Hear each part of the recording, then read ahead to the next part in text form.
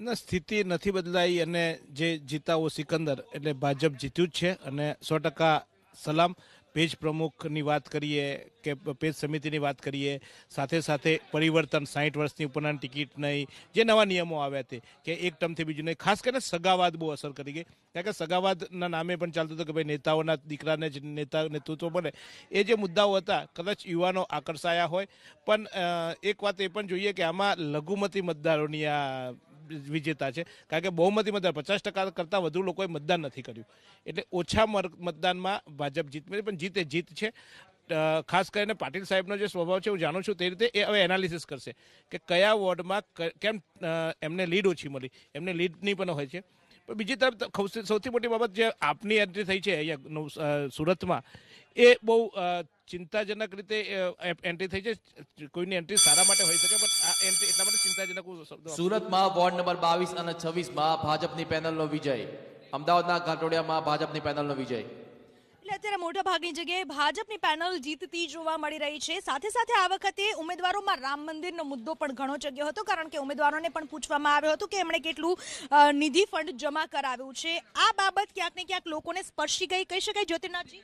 ના, આ બાબતથી એટલી મોટી અસર થઈ નથી, પણ લોકો એક પ્રકારે એક બાજુ જ ઘસી ગયા કે એક બાજુ જ ખેંચાઈ ગયા અને તેને માટે રામ મંદિરનો મુદ્દો ક્યાંય પણ ન ચાલ્યો. હું ક્લિયર કહું, પણ આમની પેજ સમિતિનું આયોજન કે એમનું જે કંઈ બી વ્યવસ્થા હતી તે સક્સેસ ગયું એવું કહું. બાકી રામ મંદિરનો મુદ્દો એટલો બધો કારગર નીવડે એવું દેખાતું નથી. બીજી વસ્તુ કે CR પાટીલે જે અલગ નિયમો 3 બનાવ્યા હતા અને એના આધારે ઉમેદવારોની પસંદગી કરવામાં આવી, વિરોધ ખૂબ ઓછો થયો અને લોકોએ એને ભાજપના કાર્યકરોએ એને એક્સેપ્ટ પણ કરી લીધું. વોર્ડ નંબર 30માં ભાજપની પેનલનો વિજય.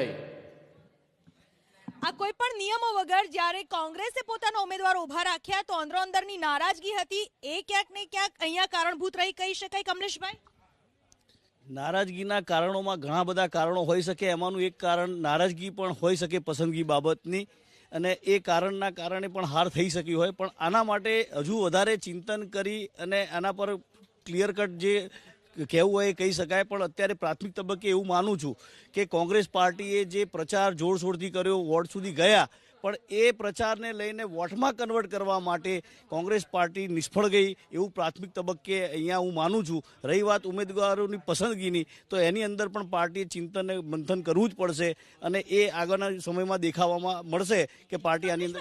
એક તબક્કે એવું પણ માનવામાં આવતું હતું કે ભલે કદાચ જીત ના મેળવે પણ ફાઇટ તો ચોક્કસથી આપશે, મતલબ માર્જિન બહુ ઓછું રહેશે, પણ એવું થવામાં પણ નિષ્ફળતા મળી. બિલકુલ કોંગ્રેસના દરેક કાર્યકરો, નેતાઓ, બધા લોકો માનતા હતા, હું પણ માનતો હતો કે કદાચ સીટોમાં પરિવર્તન મોટું ના થાય, સત્તા ના મળે કોઈ જગ્યાએ, કઈ જગ્યાએ સત્તા મળવાના પણ ચાન્સ હતા, પણ સત્તા ના મળે તો લીડ ઘટે. પણ જે લીડ રીતના મારી જોડે જે આંકડા છે અને મેં જે જાણ્યા છે એ પ્રમાણે જે લીડ છે એ પણ બહુ મોટી છે. એટલે પાર્ટી 100% આના પર વિચાર કરશે અને મંથન કરશે અને કર્યા વગર છૂટકો નથી. કારણ કે લોકોએ પ્રજાનો મત છે એ મતને તો સ્વીકારવો પડે. ભારતીય જનતા પાર્ટીના તરફમાં જે મતદાન થયું એમને વિજય બનાવ્યો, ભવ્ય વિજય આપ્યો છે, તો એ પણ માથે ચડાવવો જ પડે. પણ કોંગ્રેસ પાર્ટીએ હવે આગળ આના માટે બહુ ગંભીરપણે વિચારવું પડશે. આ પરિણામ છે મહાનગરપાલિકાના છે, હજુ પંચાયતની અને નગરપાલિકાની ચૂંટણીઓ બાકી છે. શું અપેક્ષા કહી શકાય?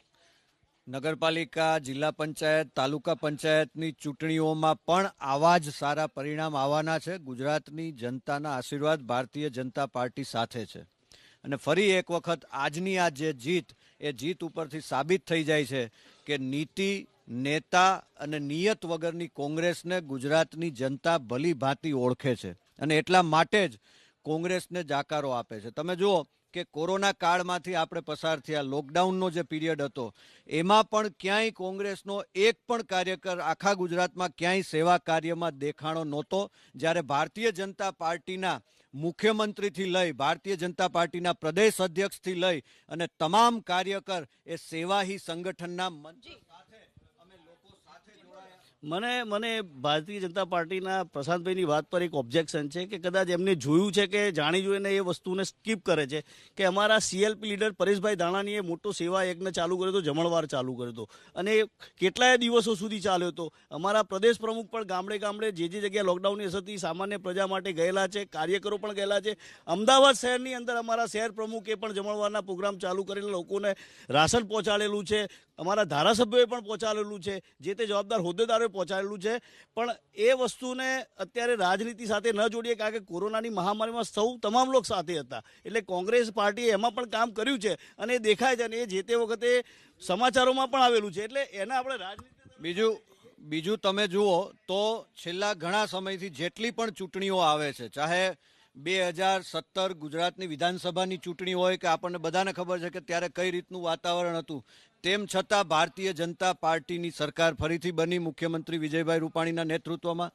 ત્યારબાદ 2019 લોકસભાની ચૂંટણી આવી તો એમાં પણ ફરીથી બીજી વખત ગુજરાતની જનતાએ 26માંથી 26 બેઠકો એ ભારતીય જનતા પાર્ટીને આપી અને ત્યારબાદ 2015 પછીની આ કોર્પોરેશનનું ઇલેક્શન, એમાં પણ ફરીથી ભારતીય જનતા પાર્ટીને ગુજરાતની જનતાએ આશીર્વાદ આપ્યા છે. હું ચોક્કસ માનું છું કે આવનારી જિલ્લા પંચાયત, તાલુકા પંચાયત, નગરપાલિકાની ચૂંટણીઓ એટલે ટૂંકમાં અત્યારે ભલે જીત મેળવ્યો છે, પરંતુ એવું નથી કે લોકો સંપૂર્ણપણે એમનાથી સંતુષ્ટ છે.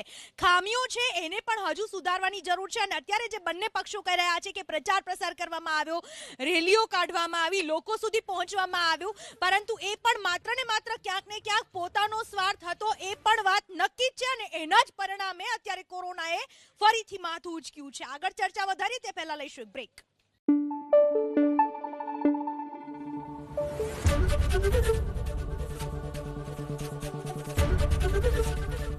એબીપી અસ્મિતા, ગુજરાતની અસ્મિતા.